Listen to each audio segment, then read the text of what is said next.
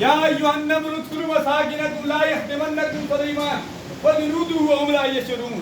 چونٹی بھی دور جو ہے کئی میلوں دور اپنی چونٹیوں سے کہتی ہے جلدی جلدی کرو، سلیمان علیہ السلام کا لشکر آ رہا ہے، کہیں بلوں میں گھس جاؤ، کہیں اس لشکر میں تم روزی نہ جاؤ.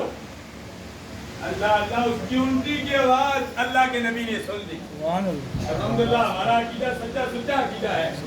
چونٹی نے اللہ کے نبی کی آواز کو سن لی اور چونٹی کی آواز کو اللہ کے نبی نے سن لیا. آج چونٹی کو بڑے سے بڑا سائنسدان ہو کان کے اوپر رکھے کہ چونٹی کیا کہتی ہے.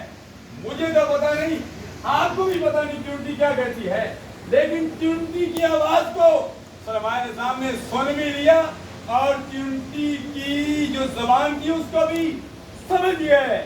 معلوم کیا ہوا نبی اور امتی میں فرق ہے. اس لیے تو کچھ ہے اس کے مصطفیٰ نے فرما دیا دور دل تھی کسے سننے والے وہ کان لہرے کام پھیلا. الحمدللہ العظیم. یہی عقیدہ تھا پہلوان حاجی محمد افضل خان مرحوم کا، اور ایسے عقیدے پر خالق حقیقی سے جا ملے. دعا کرتے ہیں اللہ تبارک و تعالیٰ مرحوم کی آنے والی منزلیں آسان فرمایا. اللہ ہمیں دنیا میں زندہ رکھے تو اسلام پر، موت دے تو ہم سب کو ایمان